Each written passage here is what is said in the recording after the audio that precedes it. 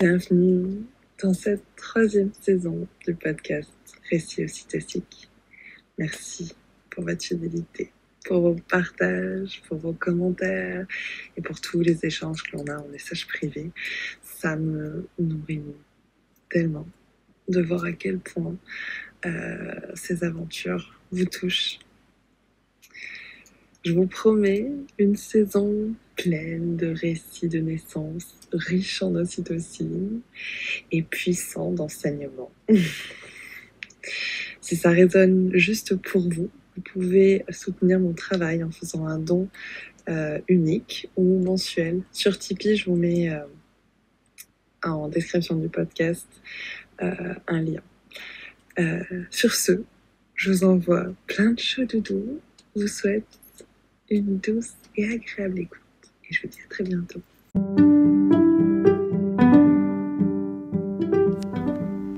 Bienvenue sur le podcast Récits Ocytociques. Des histoires de naissance positives et empuissantes. L'ocytocine, c'est l'hormone de l'amour. Ça signifie littéralement enfantement rapide. Je m'appelle Charlotte Ordou et j'ai l'honneur d'accompagner les familles en tant que doula. C'est durant ma dernière grossesse, où je cherchais à me nourrir de récits inspirants, que j'ai lancé les lives ocytociques sur Instagram. Vous retrouverez ici nos échanges. Porter l'espace pendant que mes invités viennent se livrer en toute authenticité est une expérience enthousiasmante et riche d'enseignements. Car il n'y a que les personnes qui enfantent pour savoir ce qui leur est juste. Installez-vous confortablement et plongez avec moi dans un bain d'ocytocine.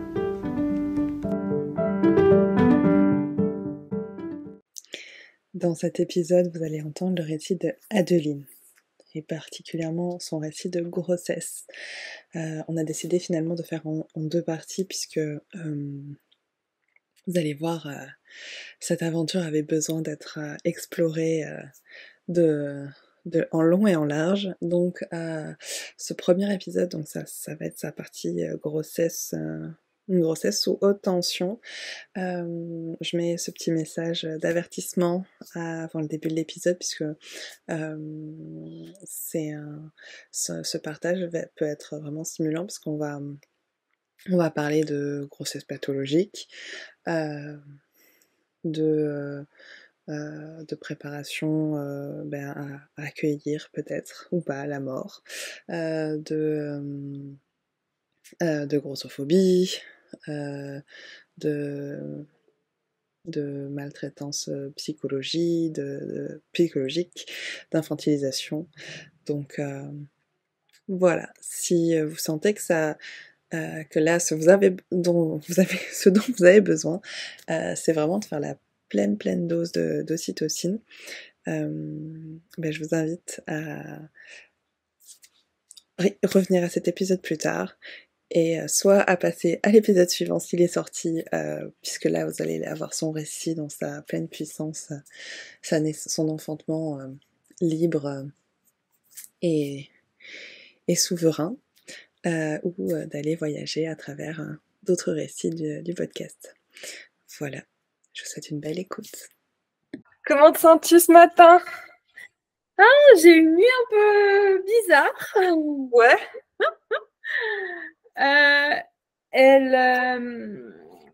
Elle se réveillait pour téter, mais elle s'énervait.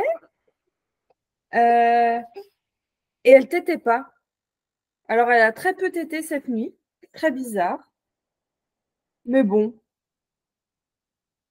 Voilà. Du coup, j'étais un peu réveillée quand même. Hein? Mais voilà, ça va.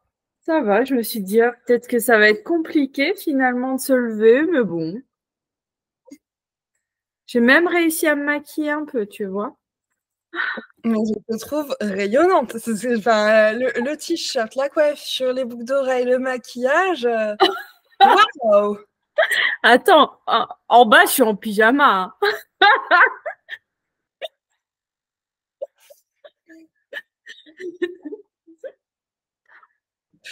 Est-ce que tu serais d'accord que l'on commence par que tu nous racontes qui tu es et ce que tu aimes? Alors, qui je suis? Donc, je m'appelle Adeline. Je suis maman de 2 filles. Donc, Blanche qui a 10 ans, et Jeanne qui a 1 mois depuis hier. Je suis également infirmière puéricultrice. Donc actuellement, je fais de la formation, donc je forme les auxiliaires de puériculture. Et voilà qui je suis. Je résume, mais il y aurait plein de choses à dire d'autres. Je suis aussi conjointe de mon chéri depuis 7 ans et demi. Ce que j'aime, alors moi j'aime bien, je vois que tu as un joli t-shirt tribu. Moi j'aime bien vivre en tribu. Alors vivre en tribu, malheureusement, j'ai peu de personnes ici maintenant parce que j'ai emménagé en Normandie et donc ma tribu, mes amis surtout, sont dans les Vosges. Et donc moi, mes moments de bonheur, c'est quand mes amis arrivent avec leurs enfants et qu'on vit en tribu pendant une bonne petite semaine. Voilà. Donc j'aime beaucoup recevoir, j'aime faire la cuisine. Je m'intéresse beaucoup au milieu de la parentalité, de par mon métier et aussi parce que je suis passionnée de, de, de ce milieu-là. Ouais, j'ai à peu près résumé pour moi. Merci beaucoup. Je trouve ça toujours super précieux de ces 2 questions-là, que ce soit parce qu'il n'y a que nous qui puissions nous définir au plus juste de là, ce qui nous est juste là maintenant, et en même temps de partager ce qui nous anime au fond du cœur. Voilà, ça met plus de couleurs, à mon sens, dans les récits. Justement, on va partir dans ton aventure, ton incroyable aventure. Donc, Jeanne est arrivée librement à la maison. Oui. Mais ça s'est pas fait comme ça. Pas vraiment.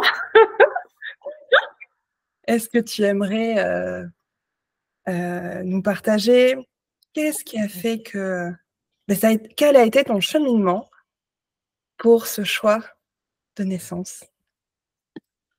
Alors, je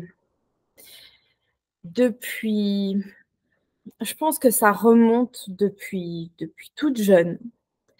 J'ai toujours voulu être une enfant libre. J'aimais ma liberté d'enfant. J'aimais faire mes choix déjà toute petite. J'ai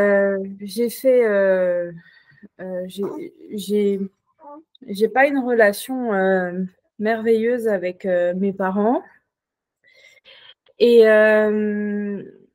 en fait, je me suis mariée très jeune, j'avais 23 ans, au papa de Blanche, ma fille, ma première fille. Et je voulais faire famille, en fait.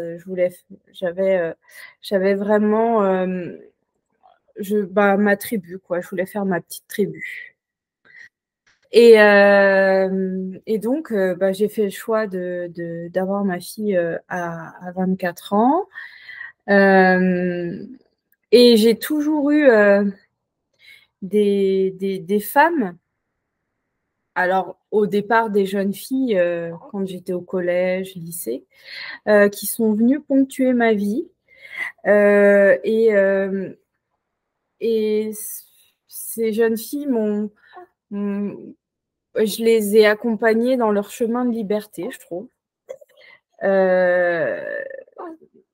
Je peux évoquer peut-être l'une d'elles qui j'étais au collège et en fait elle m'a confié qu'elle était que son grand-père l'avait violée et elle pensait que c'était normal et donc moi je lui ai dit que c'était pas normal et déjà en fait ce pouvoir de la femme et de la liberté était déjà très, très ancré en moi.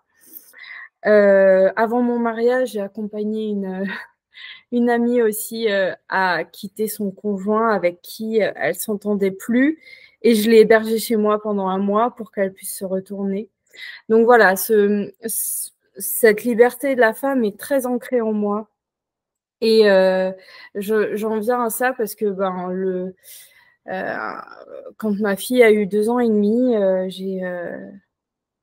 j'ai quitté son papa pour un autre homme qui est mon conjoint actuel. Ça faisait déjà plusieurs mois que je tirais la sonnette d'alarme à son papa en disant que ça allait plus entre nous, que j'étais plus heureuse, qu'il fallait faire quelque chose. Et donc, un peu du jour au lendemain, je lui ai dit, bah voilà, maintenant, c'est bon, on a finalement, rien ne s'est passé, on n'a pas réussi à à à retrouver une flamme et donc je pars.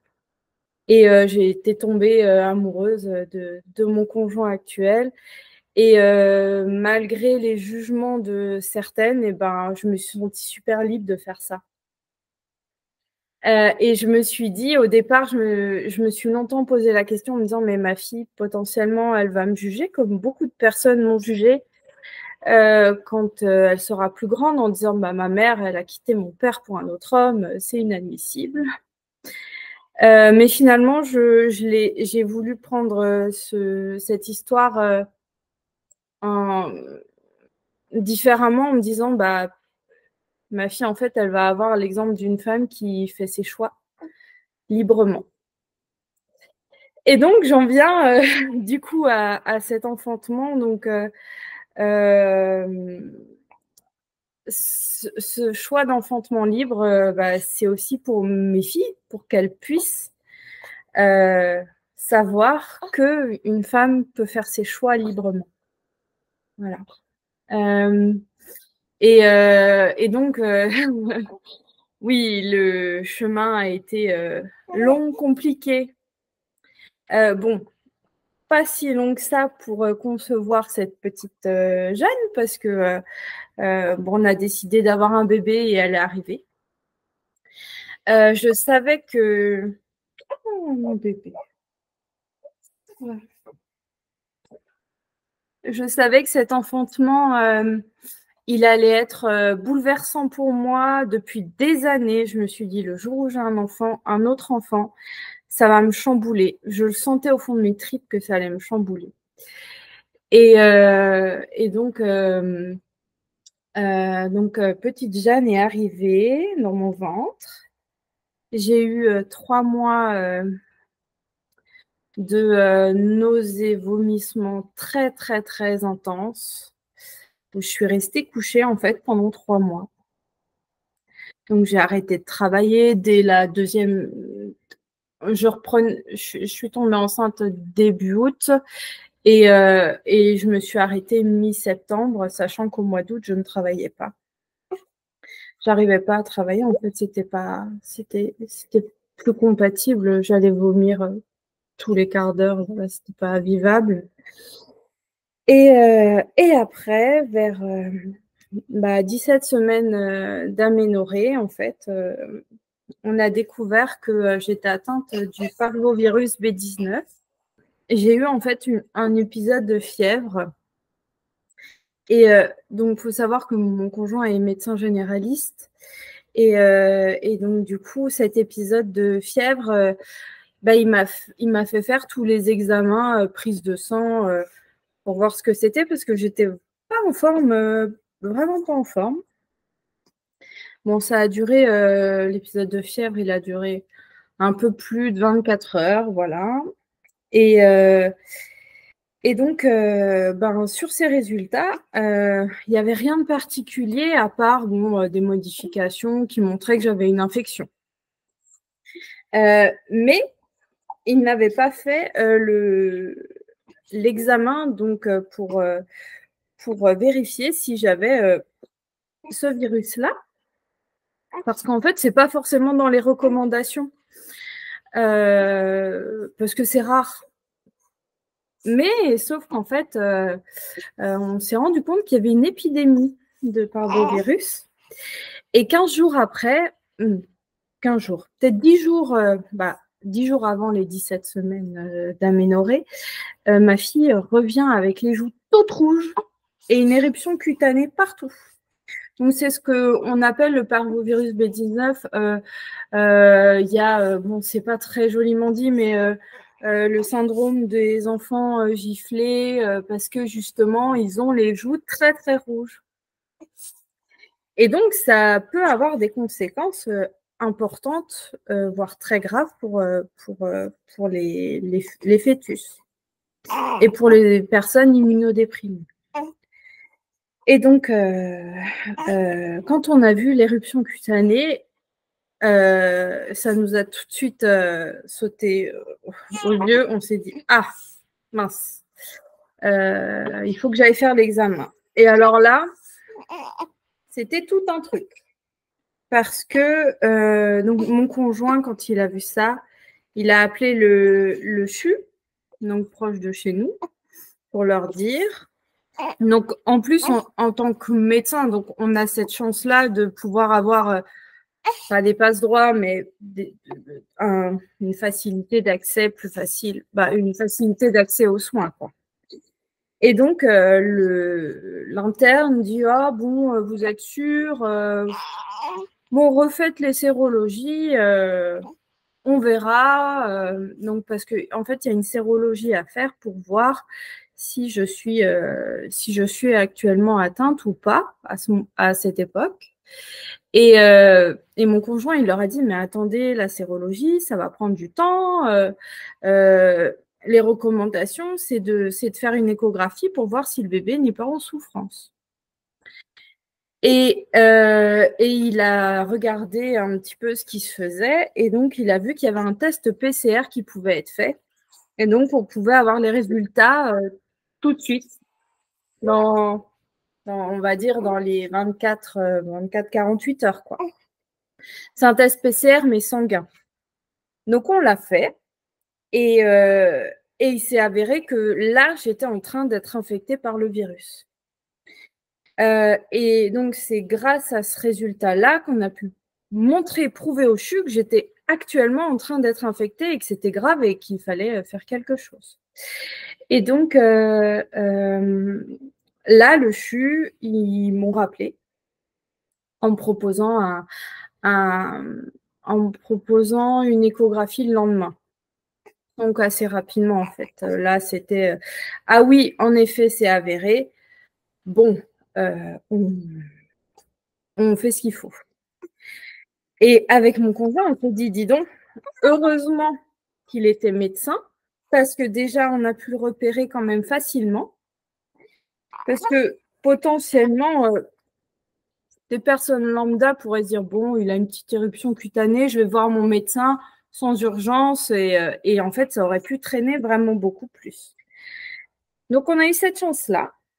Et donc, quand on a fait l'échographie, on s'est rendu compte que le bébé était déjà en grande souffrance, qu'il y avait une anémie sévère. Donc, comment on voit une anémie sévère? C'est que ils font certaines mesures au niveau du flux sanguin par rapport au cerveau.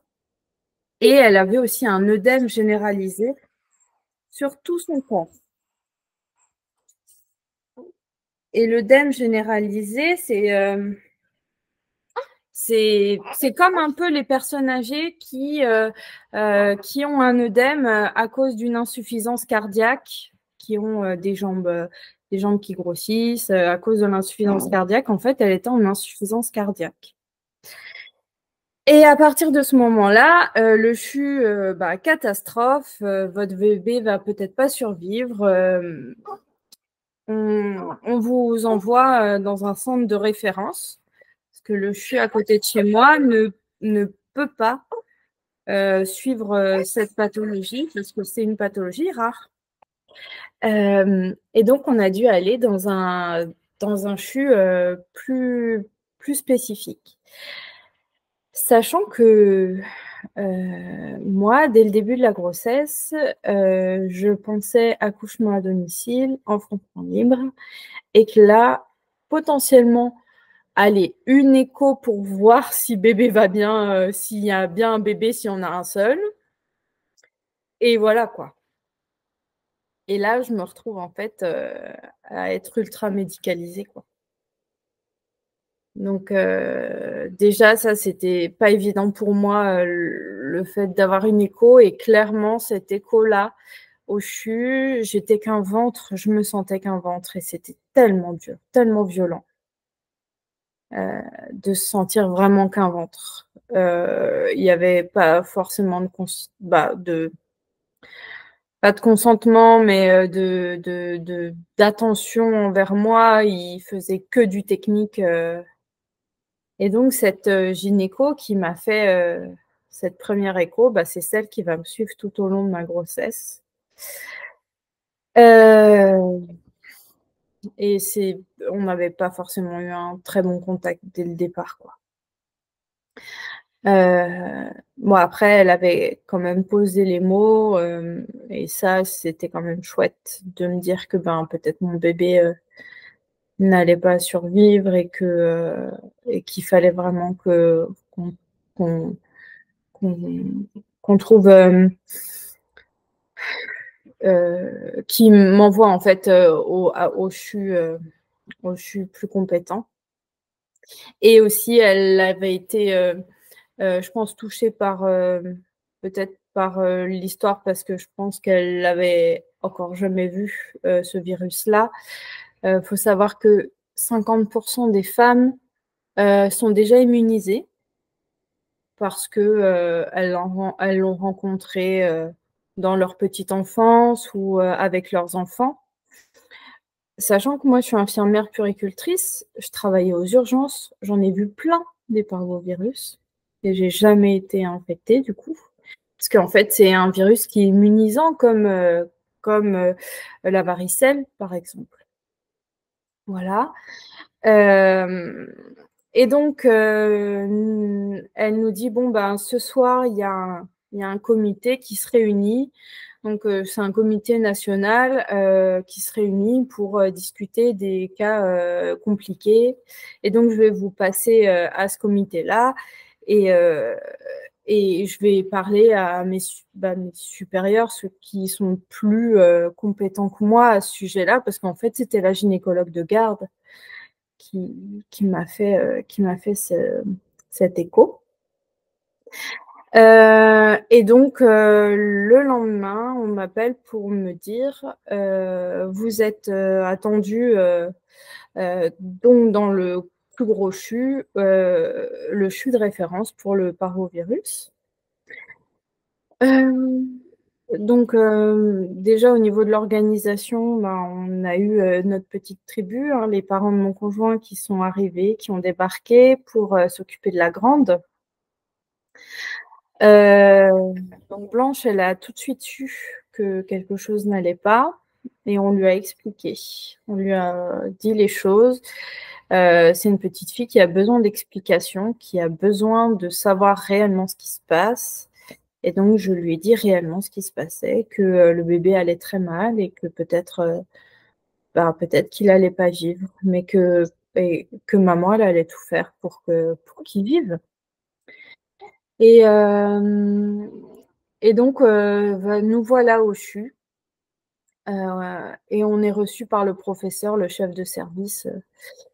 Et là, un tout autre personnage, un professeur, donc déjà un peu plus imposant, un homme un peu plus qui réfléchit longtemps, qui parle, qui parle pas beaucoup.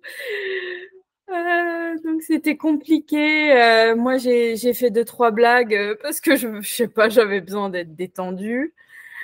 Mais bon, en fait, voilà. Et,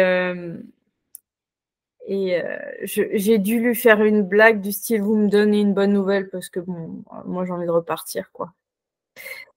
Et en fait, ben non, il m'a pas du tout donné une bonne nouvelle. Il a fait l'échographie. Il nous a pas trop expliqué, mais vu qu'on est du milieu avec mon conjoint, on voyait bien à l'échographie que ça allait pas. Et là, il a mis une éternité. Il nous a installés dans son bureau, juste à côté. Il a mis une éternité avant de nous dire quoi que ce soit. Il n'a pas parlé. C'était long. Mon conjoint m'a dit 10 minutes. Donc 10 minutes sans parler, c'est très long. En fait, il faisait ses calculs sur son ordinateur de savoir la fonction cardiaque, et en fait, lui, ce qui le gênait beaucoup, c'est que le bébé était très petit, forcément dû aux 17 semaines d'aménorrhée, c'est un tout petit bébé. Et comment faire pour le soigner? Il y a quand même un très très gros risque de mort du fœtus. Et encore plus, non. Il y a aussi un risque d'intervenir. Donc en fait, on avait un choix à faire. Il nous a dit bon voilà, votre bébé, il est très atteint. On va essayer, si vous le souhaitez, de faire une transfusion. Donc c'est lui donner du sang. On ne peut pas lui donner dans son cordon parce que son cordon, il fait 1 millimètre. Donc, une aiguille voilà, à trouver dans un ventre son cordon et à bien trouver, ce n'est pas possible. Donc, on peut le faire dans son ventre directement. Ça fonctionne moins bien, il y a moins de bons résultats, mais bon, c'est toujours ça de gagner. On va le transfuser si vous le souhaitez.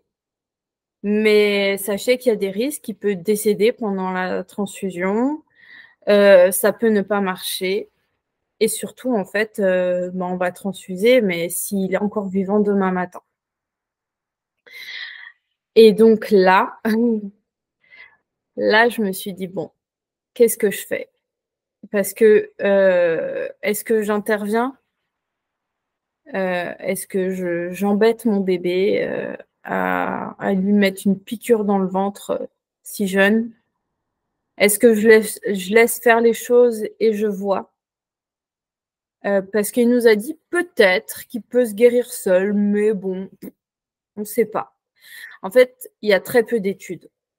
On a essayé de chercher avec mon conjoint, en France, il n'y a rien ou très peu, peut-être une. Il y en a, je crois, en Belgique, au Canada, mais pas grand-chose. On ne sait pas trop, en fait, surtout à ce terme-là. On ne sait pas. Souvent, avant ce terme-là, c'est des fausses couches, en fait, des grossesses qui s'arrêtent sans raison. On ne trouve pas la raison. Donc voilà, avec mon conjoint, il nous a dit bon, allez réfléchir, descendez, prendre l'air et allez réfléchir. Moi, j'étais anéantie, je pleurais. Et dans le coin de ma tête, je me suis dit bon, mon bébé, il n'aura jamais cette naissance tant voulue, libre. Et je me suis dit bon, de toute façon, je dois faire le choix. Mon conjoint, il m'a dit, tu sais, je te suis, tu fais le choix que tu veux, c'est ton corps. Et je lui dis, quand même, tu me laisses une sacrée responsabilité. Ok, c'est mon corps, mais bon, aide-moi un peu, quoi, à faire ce choix-là. Et il m'a dit, moi, je pense qu'il faut tout essayer pour notre bébé. Mais pour moi, j'accepterais une transfusion. Sachant que théoriquement, il n'y en aurait pas qu'une, il y en aurait 2, 3. Et qu'à chaque fois, il y a les risques de mort du bébé. Il m'a dit, écoute, moi, je pense qu'il faudrait en essayer une, voir comment tu le tolères, voir comment bébé tolère, et on voit si tu te sens prête, si tu te sens capable de surmonter ça. Moi, je pense que c'est la bonne décision, et donc c'est cette décision que j'ai prise. Et donc, le soir, j'avais pas forcément annoncé à tout le monde que j'étais enceinte parce que j'étais très malade et j'avais pas envie, voilà. Et alors le soir, j'ai réuni ma tribu de copines, d'amis, de thérapeutes j'ai une thérapeute qui me suit, en énergétique, qui m'avait fait toute une guérison, de l'utérus, avant. Et là, j'ai dit, les filles, faut mettre les bougies là, faut y aller. J'ai besoin et je sens que ce bébé a besoin d'être accompagné à fond. Je crois même que j'ai sollicité certaines filles d'Instagram en disant euh, euh, pensez à nous. Voilà, simplement pensez à nous. Et, euh, et alors cette nuit, ça a été la nuit la plus difficile et la plus intense que j'ai vécue de ma vie. Même alors que j'ai accouché la nuit, avant l'accouchement, je crois que c'est cette nuit la plus intense de ma vie. Parce que justement, j'ai senti mais cet élan de toutes les personnes, toutes mes amies. Je l'ai annoncé aussi à mon père que j'étais enceinte. Et je lui ai dit, par contre, mon bébé, il va peut-être mourir. Et du coup, il a été là. Il m'a envoyé des messages. Il était très présent. J'ai senti vraiment que, ouais, cet élan c'est pas de la solidarité, mais en tout cas de cœur. Euh, et, euh, et je me suis reliée à mon bébé à fond. Je me suis dit, c'est peut-être la dernière nuit qu'on passe ensemble.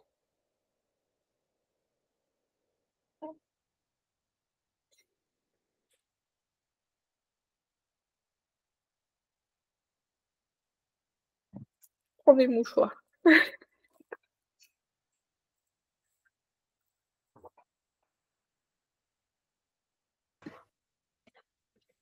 Je t'entends. Et je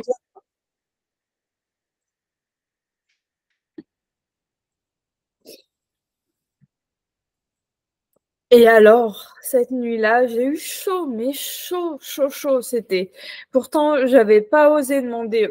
Pourtant, qu'est-ce que c'est que de demander une couverture? J'avais pas osé demander une couverture aux infirmières. Du coup, j'avais un pauvre rat sur moi, alors qu'on était au mois de novembre. Mais en fait, j'avais super chaud. J'ai senti que ça bouillonnait en moi. Je me suis reliée à mon bébé. J'ai écouté des mantras toute la nuit. Euh, Et je me suis dit, bon, bah, voilà, on se relie. C'est peut-être la dernière nuit qu'on passe ensemble. J'ai envie que ça soit une belle nuit pour toi. Et donc, faut savoir que Jeanne, je l'ai senti très, très tôt bouger. Bon, très, très tôt. Il y a beaucoup de femmes qui le sentent à ce terme-là. Je l'ai senti à 12 semaines. Et parce qu'en fait, c'est un bébé qui était très tonique dans le ventre. Et ça a beaucoup aidé aussi à l'évaluation de son, de sa vitalité et de son risque de décès. Et en fait, du coup, bah voilà, j'ai passé cette nuit-là dans le désespoir et en même temps dans l'espoir, mais intense, intense. J'avais très très peur de de cette intervention, parce que moi, le bloc, pourtant je suis soignante, mais c'est compliqué. Les infirmières, le soir, sont venues en me disant « Est-ce que vous voulez un petit quelque chose pour dormir ?» Je dis « Non, non, sûrement pas. Moi, je vais être ultra réveillée pour cette nuit. Je vais être pas du tout détendue par un médicament. Non, non, j'ai envie de vivre ça et de le traverser vraiment intensément, pleinement. J'y vais, quoi. Je fonce. Je me lance. » Et donc, le matin arrive, le professeur vient me voir. Il me dit « Bon, on a commandé le sang, c'est bon, votre bébé, on va la transfuser. » Donc, il m'avait rajouté sur le programme, donc j'étais la première à passer, tôt le matin. Et donc, j'arrive au bloc et là, il met la sonde et bébé bouge. Et j'ai dit « Ok, t'es là, on y va. On y va, tu vas recevoir du sang, tout va aller mieux après. » Et donc, c'est un geste très technique, sachant qu'en plus, je suis obèse, c'est encore plus compliqué pour le gynéco de trouver le bébé, parce que trouver le bébé dans l'utérus qui ne bouge pas pour qu'on puisse insérer l'aiguille dans mon ventre, dans son ventre, les deux ventres. Et voilà, donc après, il a fait le geste. Moi, j'étais shootée, ils m'ont mis un dérivé morphinique. J'étais shootée et je parlais à l'intérieur de moi à mon bébé et je disais, ça va aller. On est là pour te soigner. Ok, il rentre dans ta bulle, c'est pas cool, mais c'est pour mieux après. Et donc là, je sens que plus rien ne se passe et il me dit « Bon, c'est bon, tout est fini. » Et là, je dis « Quoi? Comment ça, tout est fini ?» J'ai dit à l'infirmière anesthésiste qui était à mon oreille, j'ai dit « Quoi? Comment ça, tout est fini? Elle est plus là, ça y est, elle est morte, elle n'a pas survécu. » Elle me dit « Non, non, non, le bébé bouge. » Et là, elle me dit « Par contre, il n'a pas pu faire la transfusion. » Ok, d'accord. Et du coup, je ne comprenais pas pourquoi il n'avait pas pu faire la transfusion. Et donc, je demande des justifications. Je dis « Mais pourquoi ?»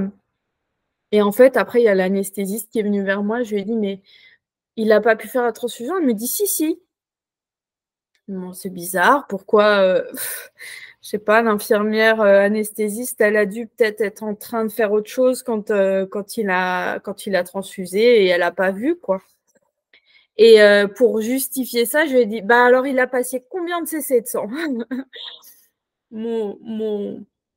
Voilà, mon univers d'infirmière puéricultrice est revenu et combien de cc? Et donc, elle m'a dit 4. Ok, j'ai dit « Bon, d'accord, bon, maintenant, on verra. » Et après, il y a le professeur qui est venu, il m'a tenu le bras, il m'a dit « C'est bon, votre bébé a été transfusé, on va voir ce qui se passe. » Et donc là, repos un peu forcé, hein, comme une amniosynthèse, mais un peu plus intense. Donc, je suis restée couchée, j'ai eu beaucoup de contractions.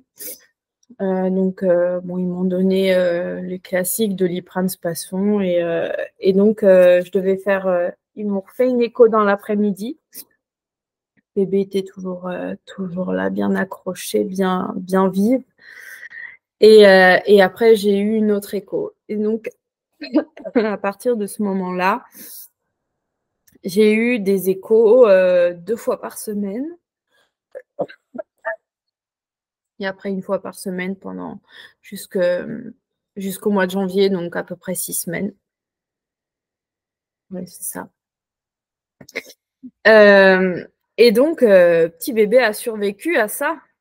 Et moi aussi, d'ailleurs, psychologiquement, j'ai survécu à ça. Et Et je pensais que ça allait être traumatisant, ce vécu-là. Mais en fait, j'étais tellement je me suis tellement ancrée, je me suis tellement reliée à mon bébé que j'ai aucun traumatisme là actuel de cette situation. Je parle de traumatisme, au niveau psychologique de l'acte, pas, de forcément, hein, on est traumatisé par ce qui se passe, mais en tout cas de l'acte en lui-même, pas du tout. Et donc là, le professeur, 2 jours après, me fait l'écho parce que j'étais donc toujours hospitalisée. Et là, il me dit: «Bon, bah, écoutez, on ne sait pas ce qui se passe, mais bah, ça va déjà beaucoup mieux. Heu, elle s'est remise, mais c'est étonnant. C'est un petit miracle». Et bah, oui, c'est une petite guerrière, quoi. Et on savait pas que c'était une fille pour l'instant, mais moi, je savais que c'était une fille. Je pouvais que faire une fille guerrière, c'est sûr. Heu, je pouvais que faire une battante. En fait, je pense que je suis vouée à faire des filles. Heu, voilà. Et donc cette petite fille, et ben, elle s'est battue et heu et il nous a dit: «Bon, bah, on va voir, il faut peut-être, on reprogramme une autre transfusion la semaine prochaine». C'était, alors j'ai beaucoup de mal avec les dates depuis toujours, hein. Je suis pas une madame date. Hem, C'était la veille de mon anniversaire, je crois, et je passais ma journée d'anniversaire hospitalisée. Ouais, non, ouais, c'est ça. Je passais la journée, de mon anniversaire hospitalisée pour transfuser le lendemain matin. Et en fait, donc donc on fait notre heure et demie de route avec mon conjoint et heu et là, on fait l'échographie. Il dit: «Bon», il parle pas comme d'hab. Moi, je lui ai dit: «Bon, c'est mon anniversaire, hein, là, vous déconnez pas, vous m'annoncez une bonne nouvelle». Toujours avec mes blagues un peu, voilà. Le pauvre, ça lui mettait sûrement une pression en plus en se disant: «Bah merde, si je lui annonce une mauvaise nouvelle, on n'est pas dans la mouise». Et en fait, donc ma chambre était prête, j'étais déjà installée dans la chambre et tout. Et là, donc pareil, il nous installe dans son bureau, il fait ses calculs, il met un peu moins de temps que la fois d'avant et il dit: «On va pas transfuser demain». Et là, j'ai dit: «Comment ça, on va pas transfuser? Mon bébé, il est trop malade pour qu'on transfuse». «Ben non, c'est juste que et là, clairement, ça va beaucoup mieux et si on la retransfuse, il y aurait plus de risques qu'elle décède, qu'il décède parce que c'était un bébé, que, que si on fait rien». Il m'a dit: «On fait rien, on attend parce que, là, ça a l'air d'aller». Et en effet, pendant l'échographie, ma petite, on a ri avec mon conjoint, elle faisait la grenouille contre les parois de mon utérus et elle appuyait ses pieds et floup, elle allait de l'autre côté comme ça, une petite grenouille. C'était marrant et on s'est dit: «Bah, oui, elle est de bonne vitalité». Il nous a dit: «Ah oui, votre bébé, il est ultra vif. En plus, vous le sentez bouger, vous le sentez bien bouger. Heu, pour moi, ça va mieux, quoi». Et donc en fait, on n'a jamais retransfusé. Elle s'est guérie, par, je pense qu'elle a eu un bon coup de pouce du sang quand même, mais il y a eu, l'autre coup de pouce de la connexion, avec toutes les personnes qui m'ont accompagnée, dans cette nuit difficile et magique. C'était une nuit magique et voilà. Et donc là, je lui ai dit: «Bon, maintenant le suivi, ça se passe comment?» Il m'a dit: «Bon, bah, on va faire une écho là, 2 échos là pendant les 2-3 prochaines semaines. Et après, ça sera une écho par semaine.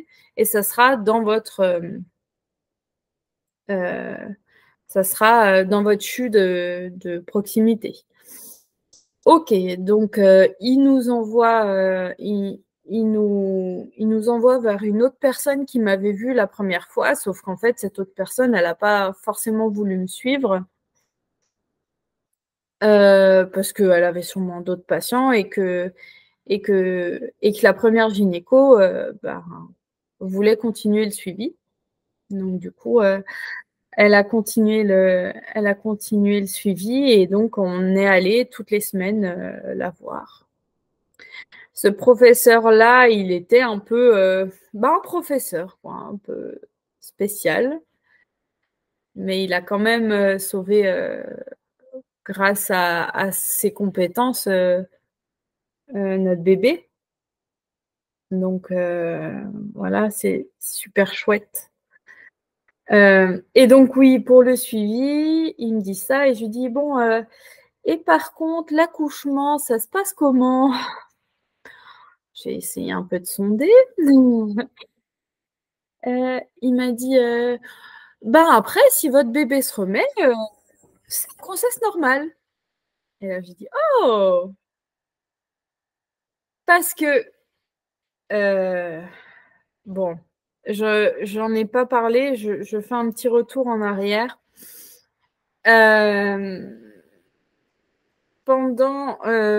Au moment où j'ai appris que mon bébé était malade, j'ai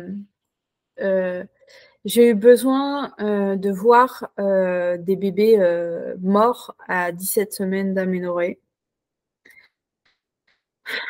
J'ai eu besoin de voir à quoi ressemblait un bébé que je pourrais mettre au monde mort. J'avais besoin de me préparer à ça. Et donc, j'ai regardé des photos sur Internet d'un bébé mort à 17 semaines. Ouais, j'ai une amie qui me dit, mais tu te fais du mal en regardant ça. Ah non, en fait, j'avais juste besoin de me préparer à ça.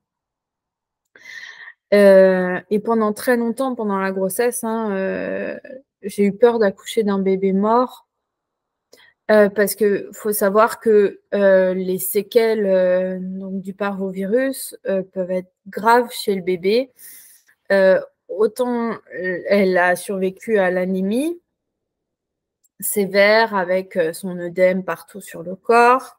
Et vu que c'était très, très sévère, le professeur nous a dit, voilà, là, votre bébé, vraiment, s'il survit, c'est le miracle. Et forcément, plus il y a de sévérité, plus il y a de risques que mon bébé ait des atteintes en fait neurologiques. Donc là, lors de cette seconde, pas cette seconde échographie, il y en a eu tellement, mais en tout cas, quand il nous a dit, non, on ne transfuse pas, il nous a dit par contre, il y a peut-être des séquelles neurologiques. Et avec mon conjoint, tous les deux soignants, on a eu affaire à des enfants avec des atteintes neurologiques graves. Je ne me sentais pas les épaules pour accompagner un enfant comme ça. Et vivre dans les hôpitaux. Non, mon conjoint non plus. Donc, on avait pris la décision que s'il y avait séquelles neurologiques, on ferait une interruption médicale de grossesse. Sauf que pour savoir s'il y a des séquelles neurologiques, il faut attendre très longtemps. On a dû faire une IRM à 31 semaines d'aménorrhée. Donc, ce qui fait que jusque ces résultats d'IRM, je me suis préparée à accoucher d'un bébé mort. Et en fait, là, je me suis dit, mince, plus que d'accoucher d'un bébé mort, je me suis dit, mais je vais devoir accoucher d'un bébé mort à l'hôpital. je ne vais pas pouvoir lui offrir une naissance digne. Ça, c'était dur. Parce que quand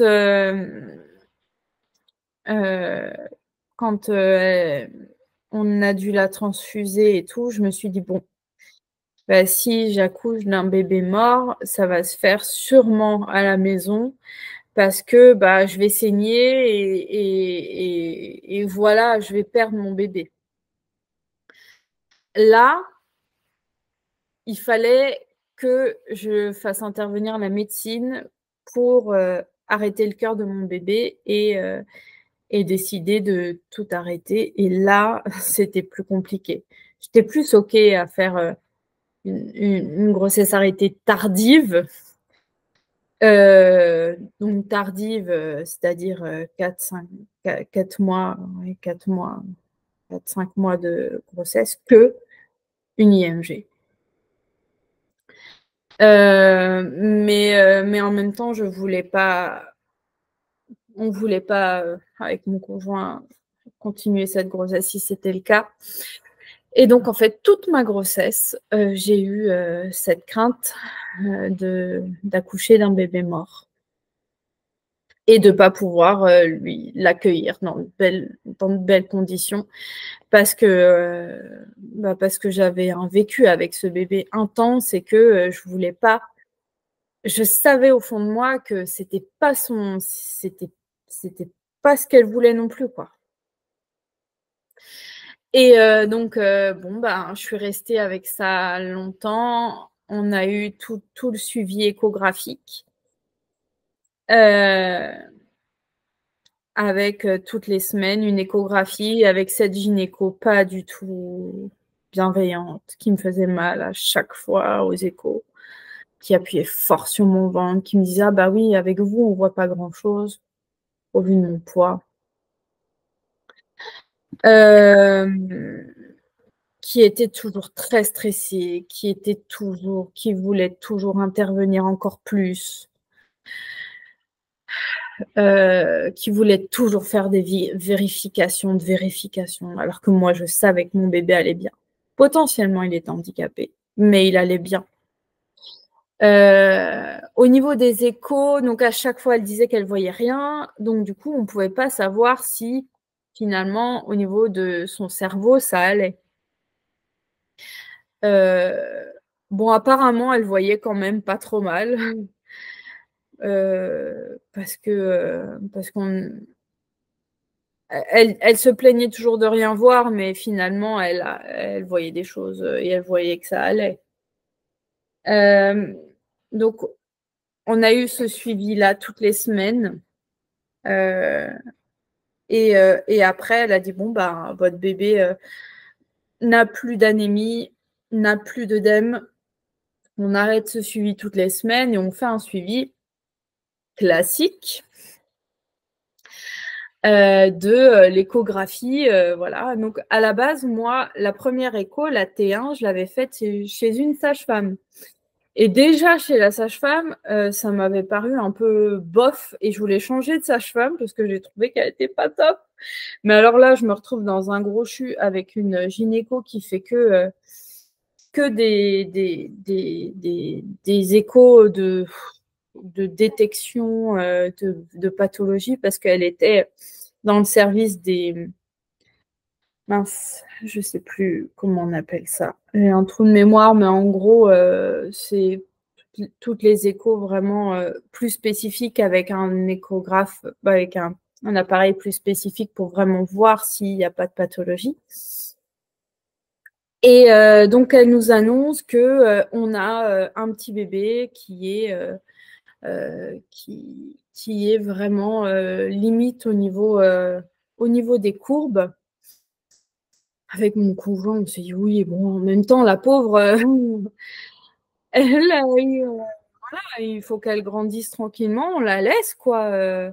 Et à chaque fois, avec mon conjoint, on râlait aux échographies, on disait encore une.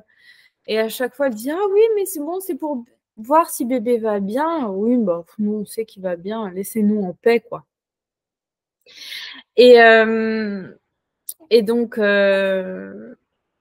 on fait ces échographies. Donc, elle a voulu également me suivre, alors que moi, j'étais suivie donc, par une sage-femme en libéral, ici à côté de chez moi. Elle a voulu faire un suivi gynéco en plus, parce que je suis une grossesse pathologique à cause de mon poids.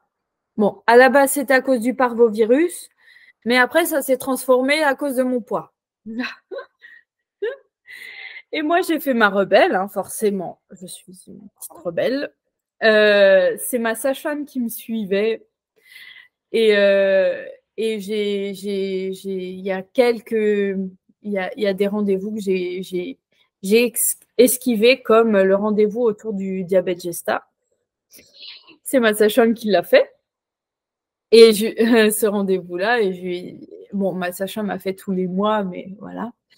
Et, et je lui ai dit, bon, moi, la dernière fois, avec ma fille, j'avais vomi tout ce que j'avais beaucoup vomi avec ce test-là, sachant que pour la grossesse de ma fille, j'étais aussi dans la même situation d'obésité.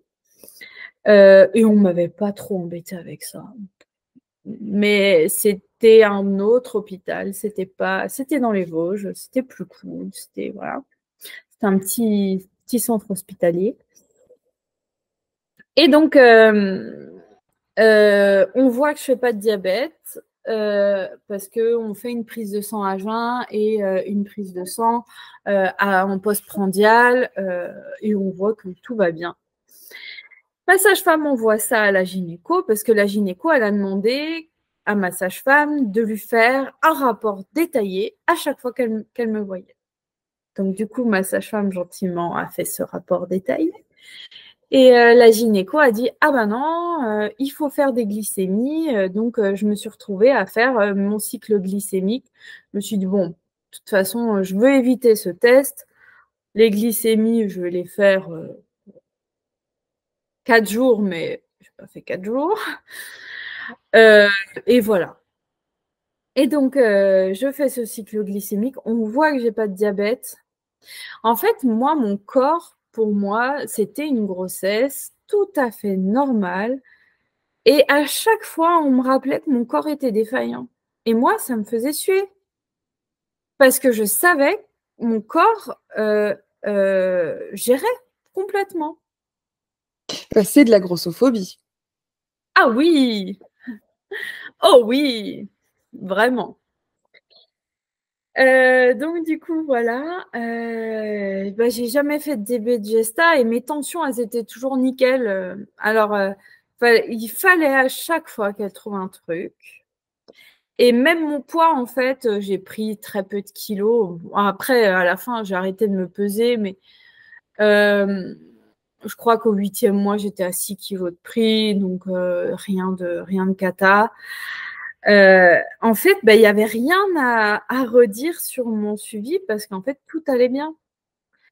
À part une carence en fer qui était assez importante. Mais bon, ça, c'est pas grave. On va laisser une femme accoucher alors qu'elle est déjà anémiée. Pas de problème. Ça leur pose pas de soucis. Ah non, ça leur pose pas de soucis. Pendant à chaque rendez-vous que je faisais avec elle, je lui disais, mais vous voulez pas me faire une petite perfusion de véno-fer parce que je supporte pas en fait le fer par la bouche. Peu importe quel fer. On a tout essayé avec mon conjoint. On a tout essayé. Il n'y a rien qui passe. À chaque fois, je vomis et j'ai des selles très liquides. Donc, c'est pas possible. Donc, ça fait déjà plusieurs années qu'on fait des perfusions de fer. Donc, voilà, mon hématologue, il est au courant. On fait ça chaque année. Et voilà, c'est cool. Sauf que là, elle ne voulait pas me le faire et mon hématologue m'a dit « Ah ben non, vous êtes enceinte, donc c'est votre gynécologue qui gère. » Donc, du coup, on m'a laissé accoucher anémiée. Bon, je me suis dit, voilà, il n'y a que cette défaillance de mon corps. Bon, ça va, hein, on a réussi à gérer avec ma fille tout le reste. Ça va le faire. Et donc, du coup, bien entendu, à cette gynéco, je n'ai pas du tout parlé de cette histoire d'accouchement à la maison, encore moins toute seule. Et donc, cette gynécologue-là pour la petite anecdote, m'a dit qu'ils avaient un projet de faire un service physio et d'être hôpital ami des bébés. Et elle m'a dit, et c'est moi qui suis pilote de ce projet-là. Et donc, avec toute je sais pas, mon humour, je lui ai dit, eh ben, vous avez beaucoup de travail, madame. Vous avez vraiment, il y a de quoi faire, hein. Parce qu'elle, elle n'était pas du tout, mais du tout physiologique, mais loin de là. Quand je lui ai parlé d'accoucher sans péridurale, elle m'a dit, ah bah, bon, vous allez prendre rendez-vous avec la sage-femme du CHU pour donner votre projet, discuter avec elle et tout. Et alors, ce rendez-vous, il a été très épique. Avec mon conjoint, ça a été très compliqué. En fait, cette sage-femme, elle nous a mis des vétos sur tout ce qu'on demandait. Tout. En disant, c'est personnel dépendant, ça dépend, on ne fait pas ça ici. Alors moi, j'ai parlé du clampage tardif ou optimal.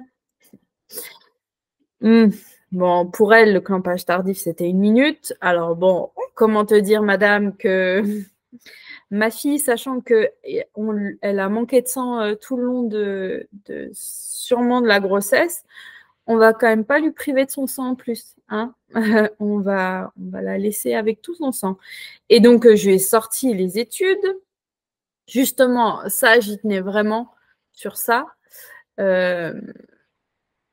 Pour lui expliquer que, en plus, avec son parvovirus, elle a manqué de sang, donc elle avait vraiment besoin de ça, et c'était les recommandations par rapport au parvovirus. Donc vraiment, là, ils n'avaient pas trop le choix. Elle m'a dit, oui, bon, c'est personnel dépendant, et puis voilà. Et en vient, il y a eu tellement de choses. Le bain, elle ne voulait pas. Le bain, c'est très drôle. Je lui ai dit, moi, j'ai pas envie de baigner mon bébé à la maternité. Elle m'a dit, ah bon? Je lui ai dit, je ferai ça chez moi tranquillement.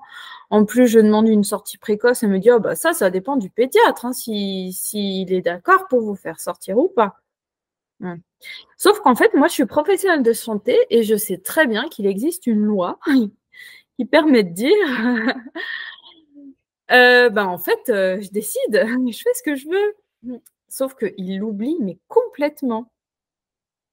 Je me souviens aussi de mes collègues, c'est d'ailleurs pour ça que je suis partie de l'hôpital, qui oubliaient cette loi, hein, très, très, très, très, très souvent. Elles oublient que le patient, il a totalement le droit de dire non. Et qu'il faut lui demander en plus son autorisation. Et ça, c'est pas souvent fait. Le consentement, c'est compliqué à l'hôpital. Et pour toutes ces raisons-là, je voulais pas accoucher à l'hôpital. Mais je faisais style que j'allais faire tous les rendez-vous pour pas qu'ils m'embêtent. Donc, j'ai fait ce rendez-vous avec la sage-femme et mon conjoint. Mon conjoint, il m'a dit, non mais, alors là, mais c'est sûr, tu n'accoucheras pas là-bas. Mais oui, ça, on le sait, hein, j'accoucherai pas là-bas. Et bon, on se posait quand même la question jusqu'à la fin de si ça se passe mal, où j'allais accoucher. Si pendant le travail, à la maison, c'est compliqué, où je vais aller? Parce que ce CHU-là, je n'ai aucune confiance. Et au vu de tous les protocoles qu'ils ont, c'est compliqué. Et donc, une petite anecdote par rapport à cette sage-femme horrible. Mon conjoint, il lui dit, bon, alors, est-ce que, bon, sachant que je suis médecin, voilà, j'aimerais pouvoir accueillir mon bébé, que ce soit moi qui accueille mon bébé. Et là, elle a dit: «Ah bah non, un accouchement à 4 mains, faut vraiment que la sage-femme, elle soit d'accord et tout et puis bon, c'est bon, vous êtes pas médecin, vous êtes le père là, hein». Oui, justement. Mais quelle infantilisation! Mais, on oublie déjà infantilisation totale, on oublie les droits, fondamentaux, donc tu parlais tout à l'heure de la loi Kouchner. Heu, c'est, c'est j'ai de la colère là. Mmh. Oh! Voilà, À chaque rendez-vous, j'étais très en colère et je mettais des heures à redescendre. Parce que je n'arrivais pas forcément à leur répondre à tout ça. Même si je me sens femme libre, j'ai encore, cette éducation que j'ai eue qui fait que, des fois, il faut que je sois une gentille petite fille, quoi. Et là, parfois, c'était difficile à gérer cette éducation d'ailleurs, par rapport à ça. Et donc, voilà, par rapport à cette sage-femme, le bain, j'en parlais tout à l'heure, si vous le faites pas à la maternité, il faudra le faire chez vous. Il faut que la sage-femme, elle voit si vous faites bien. Non, pas voit si vous faites bien. Non, je me trompe. Il faut qu'elle vous montre le bain. Alors je lui dis: bon, écoutez, madame, vous le savez très bien, je suis infirmière puéricultrice. Je forme les auxiliaires de puériculture, donc celles qui sont à la mater qui nous montent le bain. Je les forme. Donc, je sais comment on donne un bain. La sage-femme ne va pas m'apprendre à donner un bain. Elle me dit: oui, mais vous êtes maman, madame. Vous serez maman, ça ne sera pas pareil. Mais en fait, ça n'enlève pas mes compétences d'être mère. À ce que je sache, que je sois puéricultrice ou pas, je pense qu'une mère, elle noie pas son gosse, à part si elle a vraiment des problèmes. Mais une maman, elle sait baigner son bébé, quoi. Voilà. Et déjà, moi, en tant que professionnelle, je laissais la place aux parents comme je pouvais, parce que parfois, c'est pas évident dans les services, mais comme je pouvais pour qu'ils puissent être vraiment présents pour leur enfant et faire tous les soins tous les soins possibles de faire. C'est les parents qui les faisaient, s'ils étaient d'accord, bien entendu. Et alors là, je me suis dit: «Ah non, mais qu'une sage-femme me montre, non mais alors là». Pareil pour la température, leur protocole, c'est de prendre la température du bébé quand il y a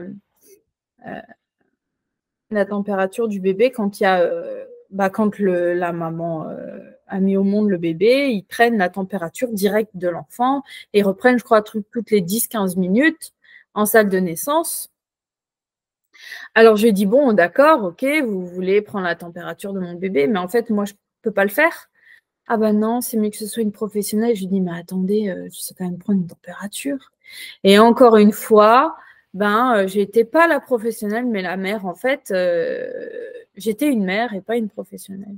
Mais en fait, une mère, elle est capable de prendre la température de son bébé. Non, c'est ça, c'est une vision de hiérarchisation et on désempuissance, en fait, les familles et les mères. Mmh. C'est d'une violence et d'une, je sais pas, là, j'ai du dégoût, là, dans la gorge. C'est comme si on réduisait un être humain à une coquille vide. Oui, oui, complètement. On était des personnes qui ne pouvaient pas prendre de décision, en fait, il fallait qu'on se voue au système. Et, et, et à un moment donné, elle a dit oui, bon, avec tout ce que vous voulez, parce que quand mon conjoint lui a dit, bah oui, mais moi, en fait, je veux accueillir mon bébé, je veux le prendre. Alors, il avait fait toute une liste de tout ce qu'on voulait. Autant te dire que j'ai réduit la liste à le strict minimum et pas à pas d'injection d'ocytocine, non d'ocytocine, de Synto.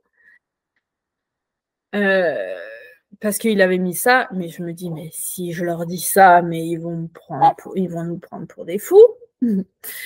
Alors du coup, j'ai réduit, il me dit, oui, bon, bah, j'ai fait ma liste et tout. Et elle dit, je peux la voir? Je dis, non, non, je vais vous la lire, parce qu'en fait, tout ce qu'il y avait dans cette liste-là, je me suis dit, elle va nous, je sais pas, est-ce qu'elle va nous signaler en mettant en gros sur notre dossier parents, attention, voilà, je sais pas. Et à un moment donné, elle dit à mon conjoint, bah, en fait, monsieur, si vous voulez faire une naissance à domicile, bah, faites-la, hein, avec tous les risques que ça incombe. Et il lui a dit, ah bah arrêtez, me tentez pas. Sa réaction, elle était magique. Arrêtez, me tentez pas. Je lui avais dit, surtout, il faut pas leur dire. Mais lui, en fait, maintenant, il milite encore plus pour ça. Il me dit, il faut que tout le monde accouche à la maison. Je lui dis, bah oui, ce serait bien que toutes les personnes qui peuvent le faire le fassent. Oui.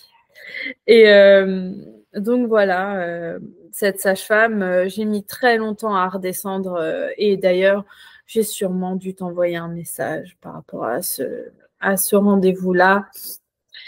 J'étais complètement dépossédée de mes droits et je savais que en fait, de plus en plus, j'avançais vers ben oui, de toute façon, j'accouche à la maison et c'est OK.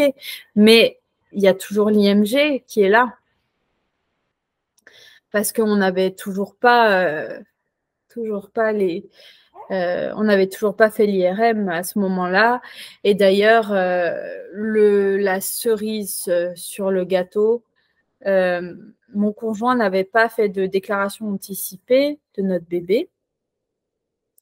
Et en fait, elle lui dit, bah, vous avez toujours pas fait de déclaration anticipée. Il lui a dit, bah, non, j'attends l'IRM parce que c'est difficile pour moi. Et là, elle lui a dit, mais vous êtes le père. Donc, en fait, il fallait qu'il assume. Bah, en fait, laisse-moi vivre ma parentalité comme je le souhaite, quoi. Ça a été d'une violence. Je crois que ça a été le plus violent pour moi dans ce rendez-vous-là. C'est qu'elle le juge autant. Ça a été ouais, très, très violent. Parce que au pire, le reste, elle voulait absolument que j'ai une péri, que j'ai pas de sale nature. Bon, je me dis de toute façon, je peux toujours leur dire, mais non. Mais autant le juger comme elle l'a fait, bah voilà quoi. Ouais, vous êtes le père, vous assumez pas quoi. Vraiment, c'était ça. Ah si, il a bien assumé parce qu'il était seul avec moi lors de l'enfantement et on était tous les deux et on a assumé notre rôle pleinement. Hein. Et donc voilà, arrive cette IRM, donc très très difficile à faire parce que je me dis bon bah là c'est le résultat ultime. Et en fait, ma gynéco, bah, elle a eu la bonne idée d'être malade ces jours-là, donc elle devait. Non, non, alors pas dans ce sens-là, parce qu'en fait, elle devait me donner les résultats dès le soir même, sauf qu'elle était malade, donc personne ne m'a appelée. Et alors là, c'était dur. Je me dis, bon, bah, si elle ne m'appelle pas, sachant que j'ai rendez-vous avec elle 2 jours après, c'est qu'elle ne veut pas me dire les choses par téléphone. Et donc le mercredi matin, donc j'ai fait mon IRM le mardi, le mercredi matin, j'appelle le service vers 11h et je dis mais en fait là je peux plus attendre, c'est pas possible, il faut que vous me dites quelque chose, faut me dire des choses quoi. Et donc j'ai fait des pieds et des mains pour avoir quelqu'un et donc la secrétaire m'a dit bon, une sage-femme ou un gynéco va vous appeler. OK. 2 heures après on m'appelle et la secrétaire me dit, donc je me suis dit, dans ma tête, j'ai fait sage-femme, bonne nouvelle, gynéco, mauvaise nouvelle. Voilà. Et donc, elle me dit, je vous passe le chef de service, professeur machin. J'ai fait, oh punaise. Non. Et là, donc j'ai un monsieur tout gentil au téléphone qui me dit, ah bah votre IRM est parfait, tout va bien, le bébé va bien. D'accord, ok, tout va bien. Je vois pas pourquoi vous étiez si inquiète. Oh bah oui, merci monsieur. Bah peut-être parce qu'on devait potentiellement faire une IMG s'il y avait des séquelles neurologiques, tout simplement, monsieur. Il me dit, ah bah non, fallait pas trop vous inquiéter. En fait, je pense que c'est ma gynéco qui ne m'a pas dit que tout allait bien, qui a vu sûrement que le cerveau était vraiment, qu'il y avait peut-être pas de souci, mais qu'elle voulait se rassurer avec l'IRM. Toujours une question. Ils ont besoin de se rassurer. Voilà. On veut se rassurer. Ça, c'est la phrase que j'ai beaucoup entendue. On veut se rassurer. Alors que nous, avec mon conjoint, on était rassurés. Hein. On savait que notre bébé allait bien. En plus, enfin, là, on est sur de la déresponsabilisation totale. C'est à moi qu'il faut que c'est moi, personne détentrice d'une blouse blanche, qui a besoin d'être, qui passe avant vos besoins à vous, parce que c'est moi qui ai besoin d'être assurée. Clairement, oui. Et j'ai le mot illégal qui revient parce que on en revient à la loi Kouchner, où je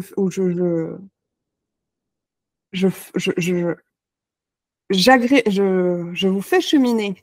Je suis pleine d'émotions, hein, donc c'est encore plus compliqué pour moi de poser les mots.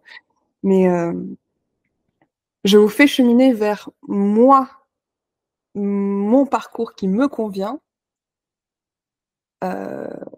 pour répondre à mes besoins. Mm. On n'est pas au service Exactement. des familles. Là, on n'est pas du tout au service des familles. Mm. On est au service d'un système. C'est ça. Dans 10 ans, cette personne ne se souviendra probablement pas de vous. Alors que vous garderez votre histoire, votre cheminement toute votre vie. C'est ça. Mm. Je pense qu'elle se souviendra de moi. Quand même. Que j'étais un peu la rebelle. Je pense qu'elle elle s'attendait pas à ce que je dise autant non. Assez suivi. Parce que du coup, elle m'a demandé de revenir la voir à chaque. Donc après l'IRM, on a su que tout allait bien. Moi, je suis pas allée à son rendez-vous. Elle voulait que j'aille à son rendez-vous des 9 mois. Je lui ai dit oui, ben j'ai piscine, presque. Je lui ai dit que j'avais pas de voiture et que je pouvais pas venir et que mon conjoint pouvait pas m'amener. Voilà, bref. Puis imagine, elle tombe un jour sur sur cet audio. Ce serait drôle. Quand elle voudra enfanter librement. Et elle m'a donné rendez-vous à 36 semaines pour vérifier si bébé allait bien. Oui, donc j'oublie de le dire, mais à chaque rendez-vous que j'avais avec elle, j'avais le droit à une petite écho pour voir si le cœur battait. Je lui dis, bah, mon bébé il bouge, alors son cœur il bat. Mais non, allez voir si le cœur battait. Juste ça en plus, hein. Même pas autre chose, quoi. Juste pour voir si le cœur bat, bah, mon bébé il bouge. Alors je lui dis, mais mon bébé il bouge. Oui, mais bon. Et j'arrivais pas à lui dire non à l'écho. Tu vois, compliqué encore. Et donc en fait, je préfère annuler les rendez-vous que d'y aller et de devoir lutter là-bas. Et donc elle m'a donné rendez-vous à 36 semaines donc, pour vérifier si bébé allait bien. Donc c'était le protocole, presque je pense pour toutes les femmes. Pas loin, ou grossesse patho, hein. Patho, parce que obésité. Ou je sais pas trop, en fait, parce qu'ils ont qualifié grossesse patho avec mon parvovirus, mais sachant que le professeur m'avait dit que si mon bébé allait bien, bah, c'était une grossesse normale. Donc voilà. Bizarre. Et donc, je suis pas allée dans ce rendez-vous où il y avait monito écho. Que j'ai dit à mon conjoint, mais en fait, mon bébé va bien. Elle bouge, je me sens bien, voilà, j'y vais pas. Il me dit: «Ouais, OK, de toute façon, ça sert à rien, les échos, c'est bon, on a vu qu'elle allait bien», alors un médecin qui dit ça, c'est quand même voilà, ça je suis fière de lui en tant que professionnel, voilà. Heu, il a à cœur de respecter, le les gens, tout simplement, de respecter leurs choix et ça, je trouve ça cool. Parce que c'est rare maintenant. Donc voilà et après elle m'a rappelé à 37 semaines, je sais pas pourquoi sur mon téléphone. J'ai répondu pour j'ai vu un 02, je me suis dit: «Bon» et puis en fait, c'était elle et j'ai dit: «Ah! Vous êtes pas venu?» «Non, non, je suis pas venue». «Bon, bah, maintenant il faudrait peut-être venir, voilà, je vous donne rendez-vous, à telle date, pour faire une écho, pour voir si tout va bien. Parce qu'en effet, mon bébé, avait, un petit retard de croissance. Elle était, au 15e percentile, donc rien de catastrophique, hein. Ça fait 15e percentile, ça fait un bébé né à terme à moins de 3 kilogrammes, bon 3 kilogrammes, 2,9 kg, je crois à peu près. Je sais plus, j'ai plus trop les normes en tête, mais c'est vraiment pas cata. C'était pas du tout pathologique. Et d'ailleurs, la dernière, l'écho T3, c'est un autre gynéco qui me l'avait fait parce que c'est pareil, elle était malade et ça, j'ai trouvé ça génial que ça soit un autre gynéco. Et il m'a dit: «Ah, mais votre enfant, tout va bien». Je lui ai dit: «Donc plus d'écho?» Il m'a dit: «Bah non, pourquoi?» OK. Et donc après, elle me refixe d'autres échos. Donc c'est elle en fait, qui a besoin de se rassurer. Voilà. Alors je me suis posé la question de vu qu'on est professionnel de santé, est-ce que finalement elle nous fait pas un peu d'excès de zèle? Mon conjoint, il me dit: «Non, je pense pas, je pense que c'est elle qui a besoin d'être, de se rassurer, quoi». Voilà. Je l'ai beaucoup entendu en tant que professionnelle, de santé aussi, hein, quand je travaillais avec les pédiatres, attends, pour se rassurer, on fait ce bilan en plus, beaucoup. Ils ont besoin de ça. Voilà et heu et donc du coup, en fait, je suis pas allée non plus à son rendez-vous des 39 semaines parce qu'elle m'a donné rendez-vous à 39 semaines sur un jour de garde, un samedi. Et alors, j'avais 2 sages-femmes. Une sage-femme, j'en ai même pas parlé, mais une sage-femme qui m'a suivie pour l'aptonomie, parce que on a fait une préparation aptonomie et mon autre sage-femme, qui nous a fait une préparation «classique» entre guillemets en nous disant: «Bon, qu'est-ce qu'il faut avoir à la maison pour, un accouchement non assisté?» Donc elle nous avait donné, 2-3 petites astuces. Mon conjoint avait besoin de ça. Donc voilà, on a fait ça. Et hem et donc ma sage-femme, d'aptonomie, je lui en ai parlé, je lui ai dit: «Franchement, elle veut me voir à 39 semaines, un jour de garde, un samedi, pour me faire une écho et un monito. Ah, ça sent l'embrouille». Elle m'a dit: «Oui, c'est un guet-apens». Ouais, cette sage-femme-là, elle est drôle parce que, elle va pas, elle va me donner réellement son avis et elle va pas me dire, ou mettre les formes comme l'autre peut le faire en disant: «C'est votre choix, vous pouvez y aller ou pas». Moi, là, clairement, elle m'a dit: «Adeline, c'est un guet-apens, n'y va pas». Et j'ai dit: «Oui, on est d'accord, c'est un guet-apens. Sur un jour de garde, à 39 semaines, mmh, elle va forcément me trouver un truc, un peu de tension, sachant que toute ma grossesse, je n'ai rien eu. Tout allait très bien au niveau, de moi, de mon corps, quoi. Heu, voilà et donc on est arrivé. J'ai pas évoqué le rendez-vous de l'anesthésie parce que, forcément, l'anesthésiste, c'était une blague. On a fait un rendez-vous en visio et quand je lui ai dit que je voulais accoucher sans péri, elle a fait d'accord, pourquoi vous faites ça? Elle me dit avec votre poids, on est obligé de faire une péri parce que si ça se passe mal, c'est une anesthésie générale et votre bébé il peut mourir. J'étais bien accrochée, je savais que le rendez-vous anesthésiste, voilà, ça servait à rien. À transmettre la peur et à bien conditionner pour accepter tout et n'importe quoi le jour de la naissance. Voilà. C'est ça. C'est du conditionnement. C'est ça. Alors, à la fin, elle m'a dit, bon, si vous voulez, on fait un compromis. J'ai dit, d'accord, on fait un compromis. Elle m'a dit, il faut venir quand même assez rapidement parce que c'est un deuxième. Et on peut vous poser la péri à 5. Comme ça vous laisse le temps quand même de sentir vos contractions et tout. Alors que moi, je lui ai dit, j'aimerais bien venir au dernier moment. Bon, voilà. Elle m'a dit, non, il faut venir assez tôt et on vous laissera tranquille, vous inquiétez pas. Et à 5, par contre, on pose la péri parce que vous savez, c'est plus confort pour tout le monde. Oui. Et j'ai dit oui, d'accord. Mais il la pose à quel moment, la péri, habituellement? Si toi, il te négocie, je mets des guillemets, hein, il te négocie à 5, il la pose à quel moment, la péri? Parce que trop tôt, c'est pas bon. Hein. Quand t'arrives, pourquoi pas? J'ai entendu des récits où les protocoles de maternité, c'était on pose la péri à 4.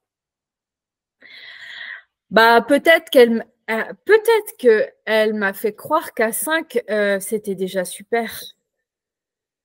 Je sais pas. Hein. Mais bon, elle m'a pas fait croire en fait. Moi, je savais très bien, mais bon, je l'ai fait. Voilà quoi. J'ai dit oui, c'est bien. Elle m'a dit si aussi. Elle m'a dit vous savez, moi quand j'étais à Paris, donc c'était sûrement elle a fait son internat à Paris. Les femmes, elles accouchaient avec une péri à 4 pattes, c'était vraiment bien et tout. Je fais ah ouais, c'est bien et tout.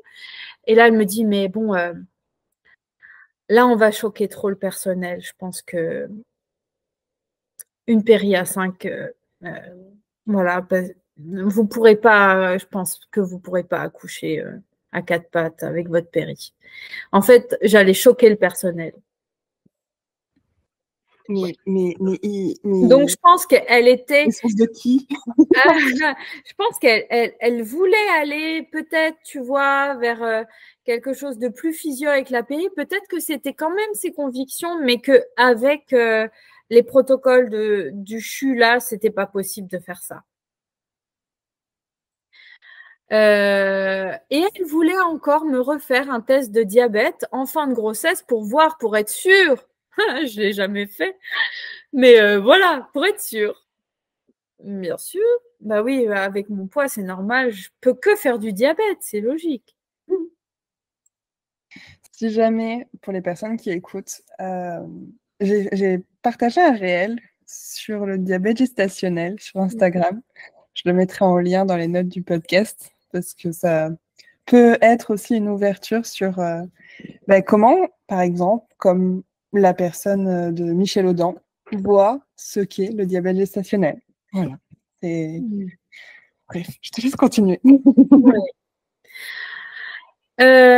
En fait, je savais que mon corps n'était pas défaillant et que ça allait le faire. Et donc, du coup, ce rendez-vous à Nest, voilà, je l'ai fait. Parce que je me suis dit, il faut que je fasse tout comme eux, ils veulent, comme ça, ils me laissent tranquille. Mais c'était violent pour moi à chaque fois de faire ces rendez-vous-là.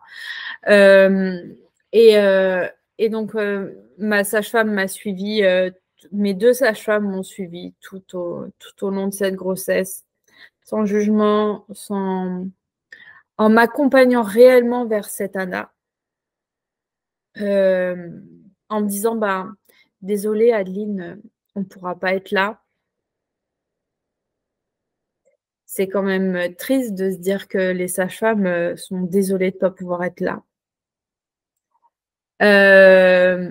Moi, je savais qu'il valait mieux que je le fasse seule qu'avec une sage-femme qui avait ses peurs. Je sentais que c'était comme ça qu'il fallait que ça se fasse. Et heureusement, je pense que ça s'est fait comme ça. Et donc, voilà, tous ces rendez-vous ont continué. Je suis jamais retournée voir cette gynéco. En fait, le jour où je me suis dit, je la reverrai jamais celle-ci, eh ben, c'est vrai, je l'ai jamais revue. Et d'ailleurs, cette gynéco a renvoyé des messages à ma sage-femme en me demandant, quand j'étais à 42 semaines, en demandant si j'avais accouché. En fait, elle continuait à me suivre de loin pour voir où j'en étais.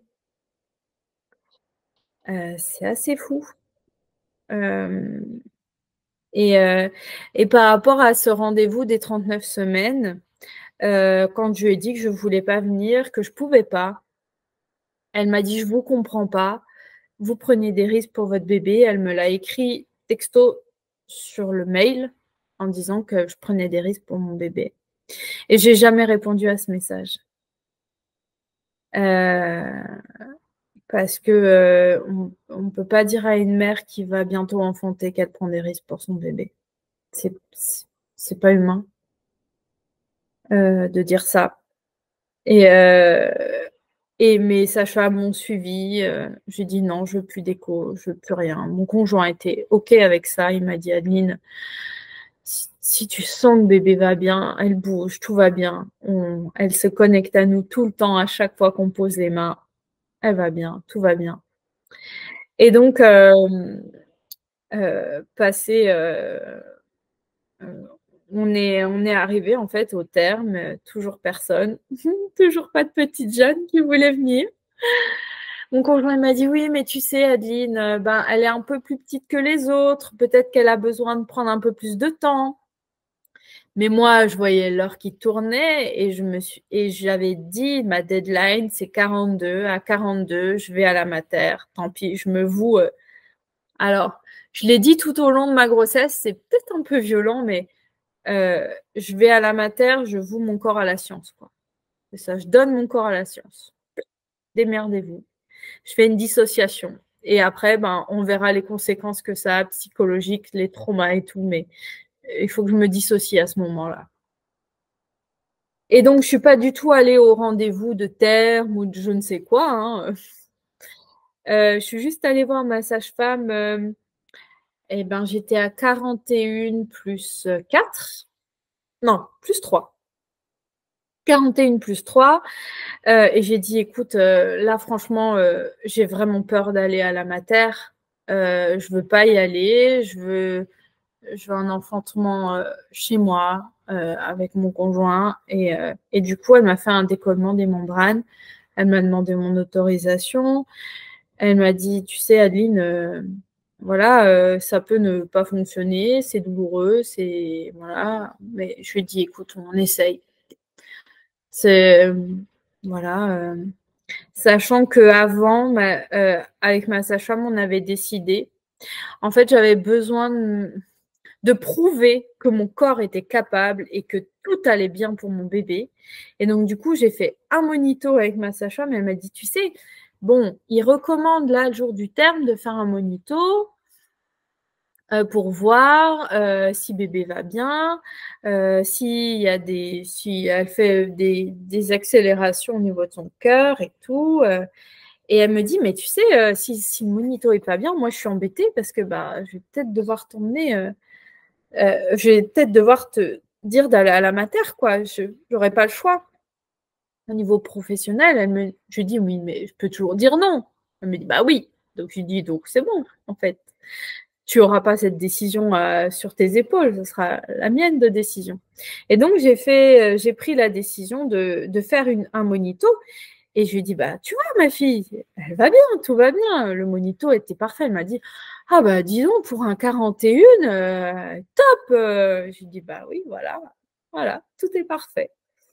Et donc, elle m'a fait le décollement des membranes le mardi et le mercredi.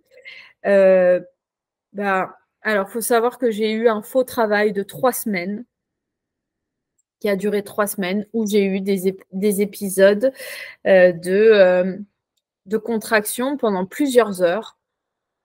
De contraction de début de travail, quoi. Je me dis, bon, c'est le début de travail, tranquille. Je me mets sur mon ballon, je souffle, j'écoute de la musique douce, voilà. Mais jamais plus loin. Et alors, bon, j'ai fait une petite. Je me suis posée et en fait, en réfléchissant à pourquoi ce faux travail qui a duré 3 semaines, en fait, ce faux travail a débuté le jour de l'anniversaire de ma sœur. Et en fait, je me suis dit, je suis peut-être en train de vivre l'accouchement de ma mère là, un peu.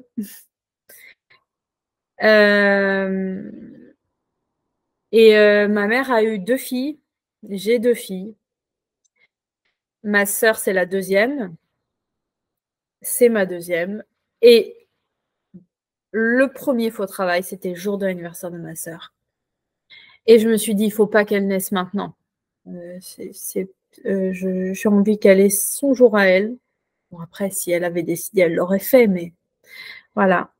Et donc, voilà, ce faux travail a débuté le jour de l'anniversaire de ma sœur et a duré jusqu'à, on va dire, tous les 2-3 jours, j'avais toutes les nuits des contractions. Voilà.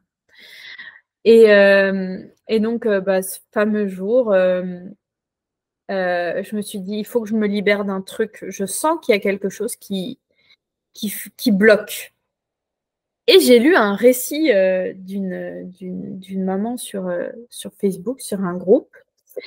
Et cette maman, je me suis retrouvée en elle. Elle disait que c'était son deuxième bébé et que pour elle, elle a eu un long...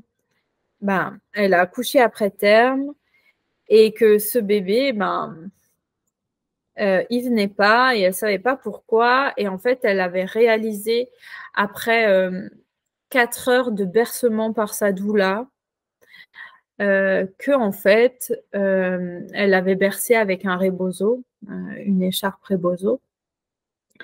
Et elle avait réalisé que en fait, c'était son statut de devenir maman d'un deuxième enfant qui était un peu compliqué pour elle à gérer.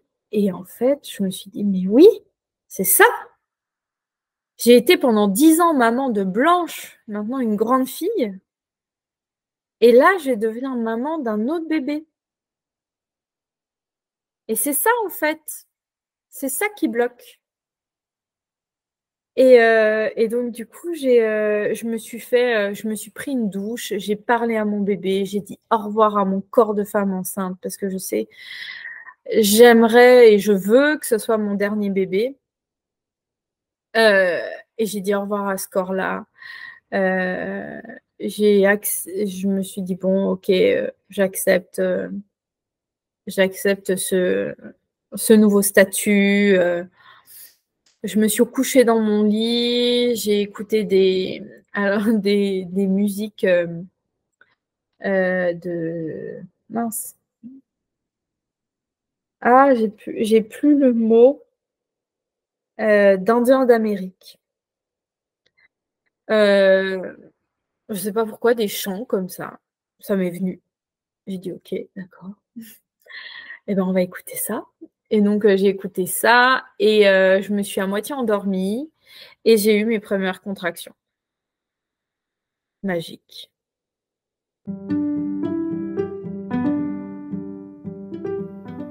Alors, comment vous sentez-vous après cet épisode ? J'ai très envie de connaître vos ressentis, donc n'hésitez pas à les écrire en commentaire. Vous pouvez également laisser une note. Cela contribue à donner plus de visibilité à ces aventures en puissançantes. Si cela résonne juste pour vous, partagez cette histoire, qu'elle puisse soutenir d'autres familles en cheminement. Je vous remercie, vous envoie plein de chaud doudou et vous dis à la semaine prochaine pour un nouveau récit ocytocique.